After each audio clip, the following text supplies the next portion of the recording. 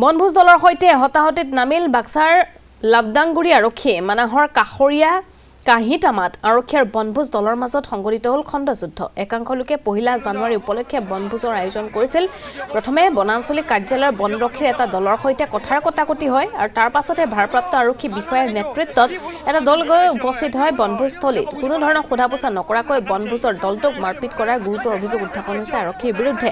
বিনা দোষতেই মাৰপিট কৰাৰ বাবে খণ্ডযুদ্ধত লিপ্ত হয় বনভোজৰ দলটো। মুখ্যমন্ত্ৰী ডিজিপি জিপি সিঙক উচিত তদন্ত কৰি দোষীক শাস্তি দিয়াৰ আহ্বান জনাইছে ৰাইজে।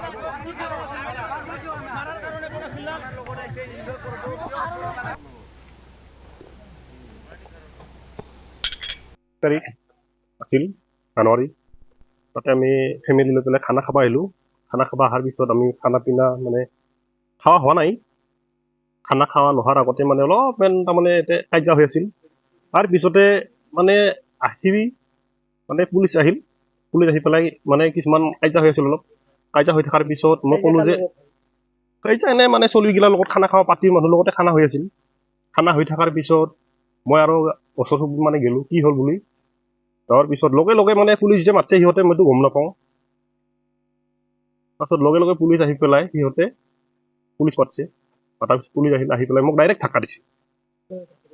যিটো officer Aichi sir Labdangguri Aichi sir ধাক্কা দিছে। তাৰ কাৰণে মানে বহুত বেয়া লাগিল মোৰ। যদি 1 তাৰিখে যদি খানা খাব আহি পেলাই যদি এনেকুৱা পুলিচৰ ধাক্কা, ফৰেষ্টৰ ধাক্কা, আৰু আমি নিজৰ মাটিত আমি খানা খাই আছোঁ। সিহঁতে ফৰেষ্টৰ মানুহ আহি কোনো একো কথা ক'ব লগা আমাৰ কোনো পাৰ্মিশ্যনেই নাই। আমাৰ নিজৰ মাটিত আমি খানা খাই আছোঁ। আমি যদি সিপাৰে যদি আমি খানা খাব গ'লোঁ হয়।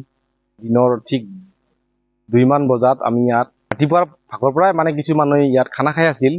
তাৰপিছত আমি 2 মান বজাত আহিলোঁ। আহি পিকনিক খাবলৈ আহিলোঁ। আহি দেখিলোঁ ইয়াত মানে অলপমান মানে ফৰেষ্টৰ মানুহখিনি অলপ উপদ্ৰৱ কৰি আছে কি।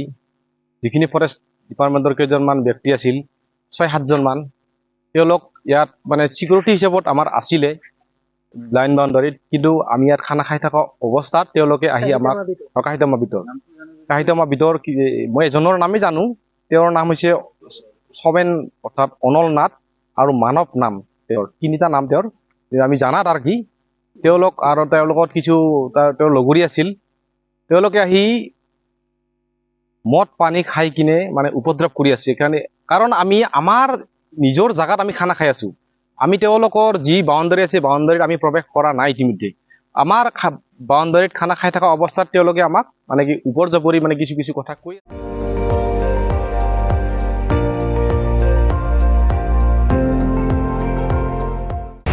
আপুনি চাই আছে ND24 সৰ্বশ্ৰেষ্ঠ নহয় সৰ্বোত্তমৰ দৌৰ।